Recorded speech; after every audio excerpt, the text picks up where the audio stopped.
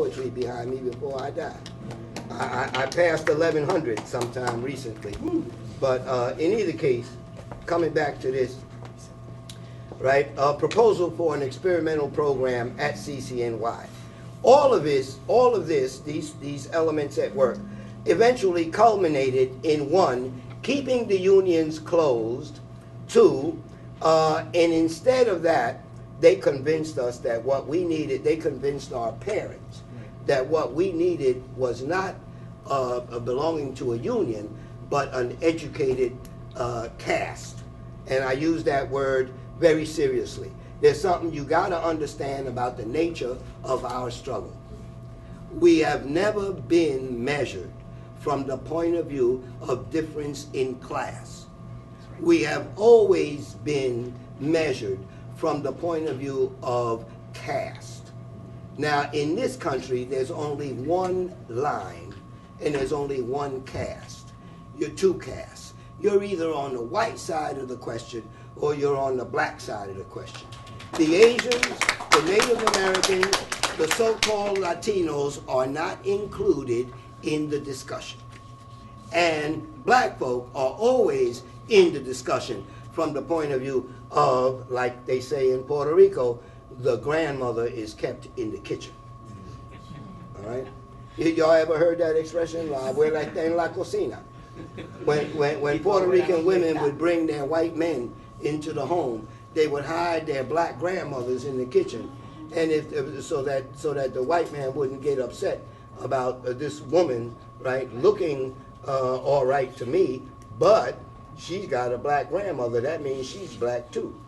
Consequently, what the daughter would do is hide the grandmother in the kitchen, right? And if the suitor saw the grandmother, she would be introduced as the maid. You with me? Now, can you imagine me introducing my grandmother as a maid, right? As important as those people are in your lives? That's right.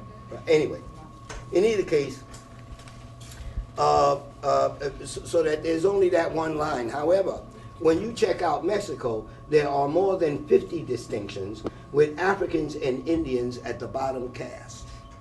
All right? 50 different distinctions. And in Brazil, more than 184 distinctions on how close you come to me accepting you as a human being, or how far away.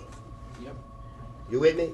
So you have to understand the first piece, right, is that no matter what the struggle is, there's always that at work. All right? If you notice, we can say a whole lot about Obama.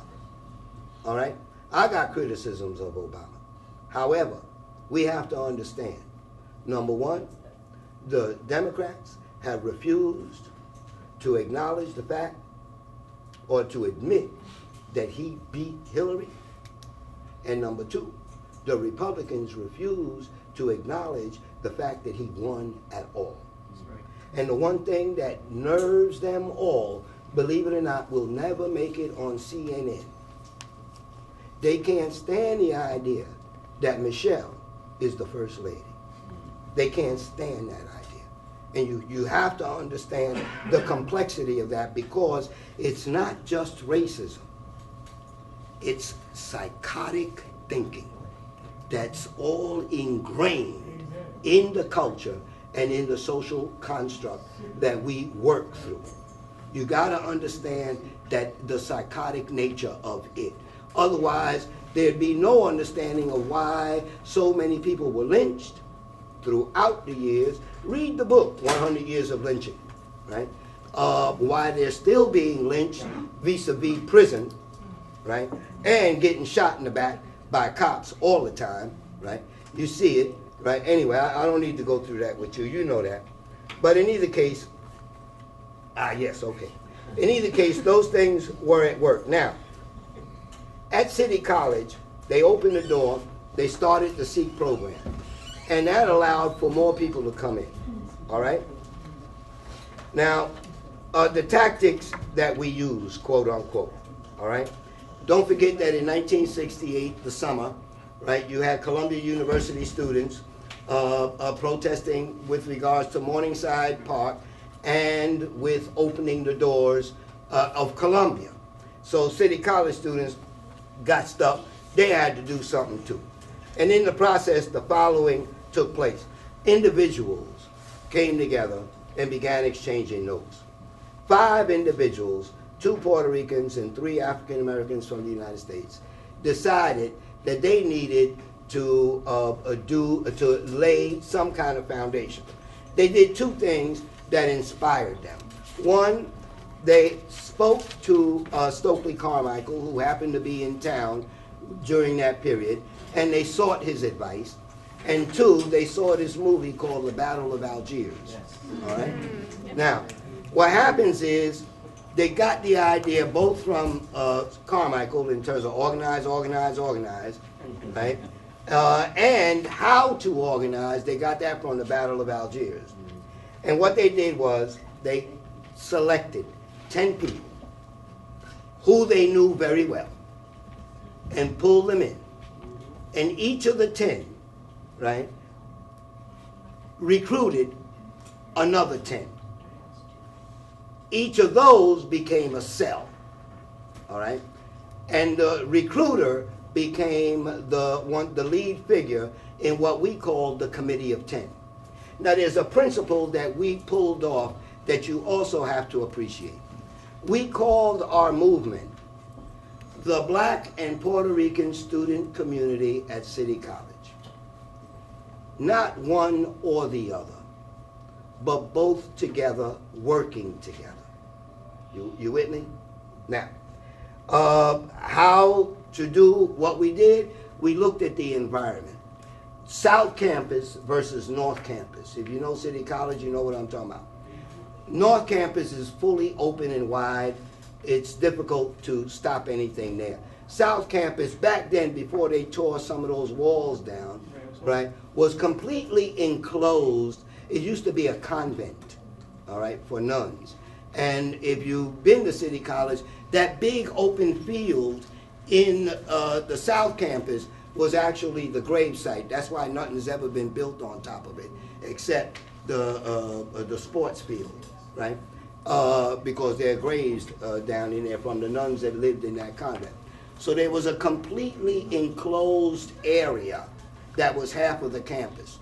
So what 33 people did one morning, right, somewhere between 6:30 and 7 a.m., is they got up to the college, they broke the locks on the gates, changed the locks, right, and asked the guards to leave the campus that they were taking over.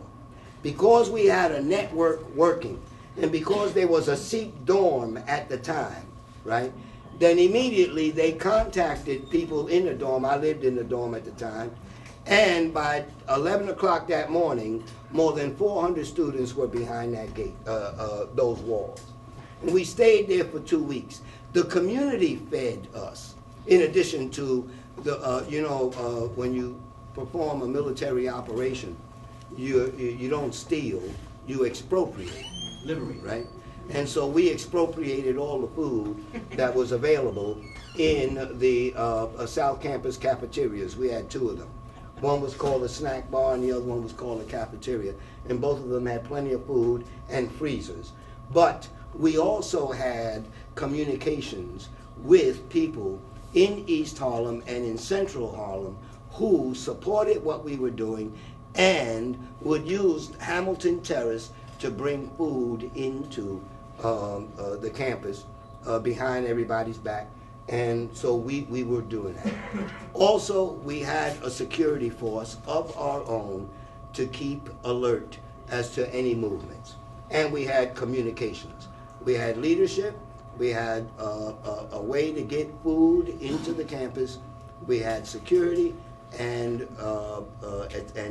well, yeah, I said all of that. Now, what did we want? The 5 demands. These are very important because when we argue just for tuition, we're not arguing free tuition, and I'm in favor of that, all right?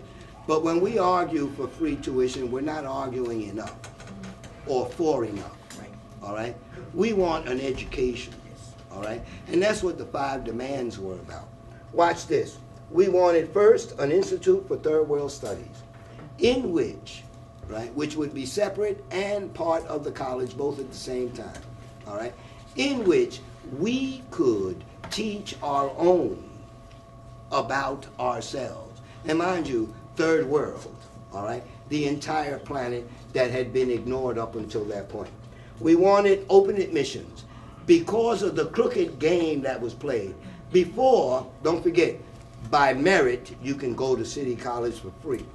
But check it out. Your junior high school and your high school teachers would deliberately undermine your grading so that you don't get the 86 and 85 average that you earned. And I knew a whole lot of smart people, much smarter than me, and I'm considered intelligent, right? Much smarter than me, who never made it to college because their teachers, and I saw them do it, their teachers in high school would deliberately undergrade them, right? Now, if your own are not teaching your own, you're in trouble anyway. Because those who teach you perceive you as being other than them, right? Please, when you look at me immediately, what do you see? No, I'm saying whatever that is, that's your initial perception. And when you allow your initial perception to guide you consistently, then there's a wall between us that you insist on maintaining. All right? Now that's just what that is. All right? And it's psychotic. All right? When it comes to white and black, it's psychotic. It's rooted in the psychosis. In either case, we also wanted for the the idea of open admissions was as long as you had a high school diploma, regardless of how you got it or your grades, you could have access to the city university.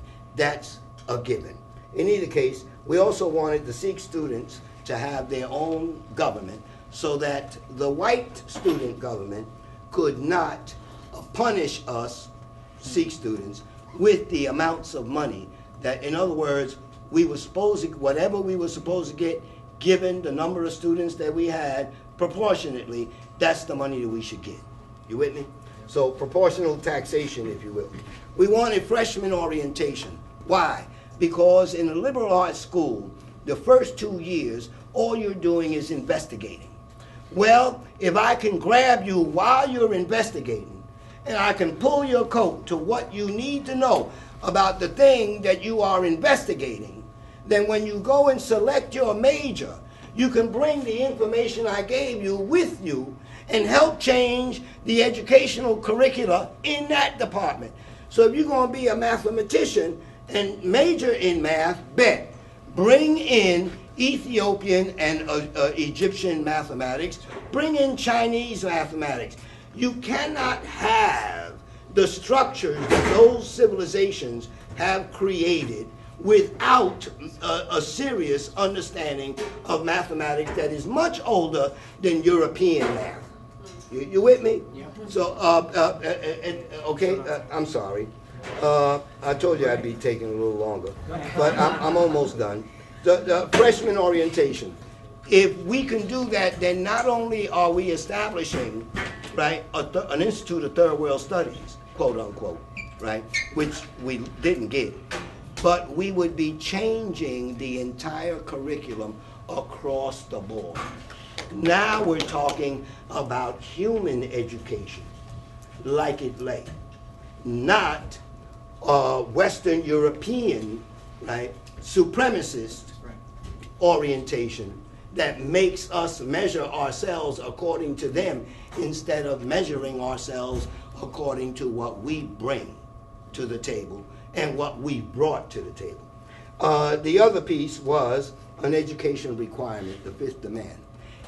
Because the City University was responsible for producing the majority of people who went into education as a major or as a minor, then they had to have Spanish as a second language as a definitive requirement, and they had to have African American history as a definitive requirement in order to meet their degree requirements.